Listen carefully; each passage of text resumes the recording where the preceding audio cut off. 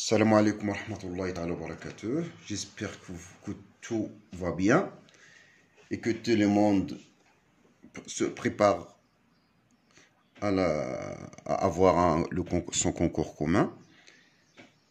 Aujourd'hui, je traite les inégalités sur la convexité, mais d'une manière simple d'abord. C'est des exercices simples que je traite d'abord et après je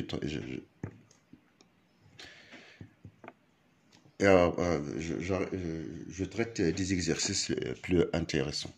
Mais maintenant, on vous donne une fonction f, c'est ln de x. Donc, x appartient à d de f. Ça signifie quoi?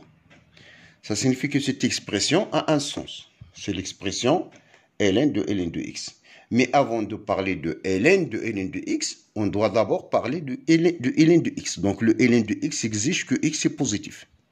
Parce que, avant de parler de ln de x, il faut d'abord que x soit positif pour que l'on puisse parler de ln de x. Donc, et une chose suivante, c'est que ln de x lui-même positif.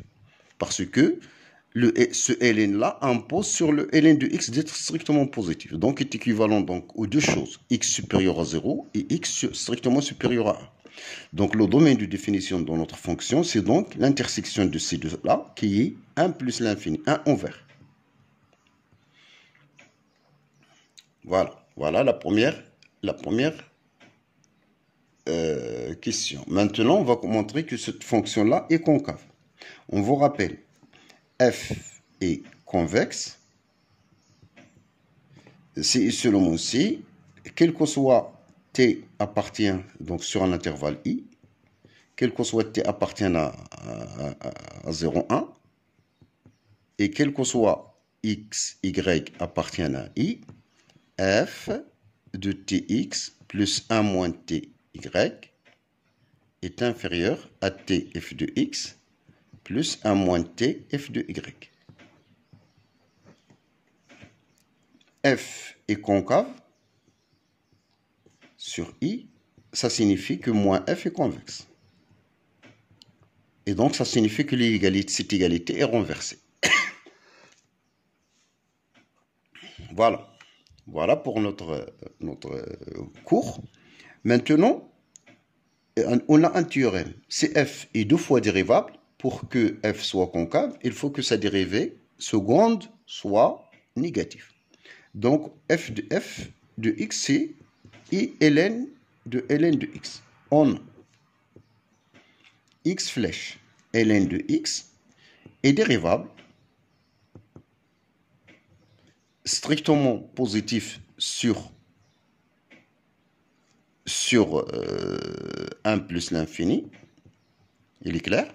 Donc, ça compose avec le ln est dérivable. Donc, x flèche ln de cette expression-là, c'est une composée et dérivable. Et même c'est l'infini, si vous voulez. Normalement, une 2 fois dérivable est dérivable sur 1 plus l'infini. Il est même 2 fois dérivable, donc c'est mieux de mettre 2 fois dérivable au début. F' de x, c'est quoi? C'est la dérivée de ln de u de x, donc c'est la dérivée de ln, c'est donc 1 sur x, la dérivée de tout à l'intérieur, sur le terme entier, donc c'est 1 sur x ln de x. Cette fonction-là, x flèche ln de x est dérivable sans s'annuler également sur 1 plus l'infini. Donc, il est à son retour dérivable, donc f seconde de x. Donc, c'est quoi?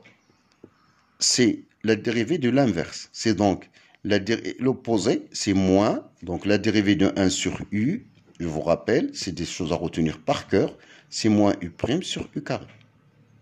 La dérivée de l'inverse, 1 sur u dérivé, c'est moins u' sur u carré. Et donc, c'est la dérivée de ça. Donc, c'est la dérivée de x ln de x. Je commence à dériver le x. Donc, c'est le ln de x. La dérivée de x, c'est 1. Plus la x, la dérivée de ln. Donc, plus x fois 1 sur x, qui est 1. Sur le carré de la fonction. Et pour x supérieur à 1, vous avez ln de x est strictement positif, car x est strictement supérieur à 1. Donc, cette quantité-là est positive. Et donc, notre dérivée seconde est négative. Il est même strictement négatif. Donc, notre fonction f second, f est donc concave. Voilà pour la première question de l'exercice. Maintenant, on va traiter la question 2. La question 2, on déduire que pour tout xy appartient à 1 plus l'infini, on a cette inégalité, montrant que, quel que soit x, y appartiennent à 1 plus l'infini, vous avez ln de la moyenne x plus y sur 2, elle est supérieure à la racine carrée de ln de x plus ln de y. On a notre fonction f est concave sur l'intervalle en question, 1 plus l'infini. Donc, quel que soit x, y appartient à cet intervalle, et quel que soit t appartient à 0,1, ln de f de t x plus 1 moins t y est supérieur à t f de x plus 1 moins t f de y. On va aller par un cas particulier où t égale 1 demi. Donc, pour t égale 1 demi, particulièrement, il est toujours valable pour n'importe quel t. On choisit t égale 1 demi par le fait que x plus y sur 2. Donc ln, on obtient ln de x t infini fois x, 1 moins 1 demi. Donc, il est supérieur à 1 demi ln de x plus 1 demi ln de y. C'est-à-dire que ln de x plus y sur 2 est supérieur à 1 demi, c'est ln de la racine, 1 demi c'est ln de la racine, ce terme-là est positif, donc c'est ln de la racine de ln de x plus ln de la racine de ln de y. Et donc, c'est ln de la racine.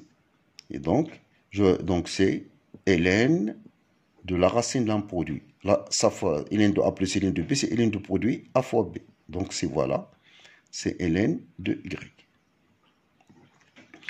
Et donc, voilà, il ne reste qu'à passer à l'exponentielle. Et t flèche exponentielle t étant croissante, il est strictement croissante sur R. Donc, croissante, ça suffit pour répondre à notre question. Donc, je mets alors l'exponentielle des deux membres. J'obtiens ln de x plus y sur 2 supérieur à racine carrée de ln de x fois ln de y. Donc, voilà pour la réponse à l'exercice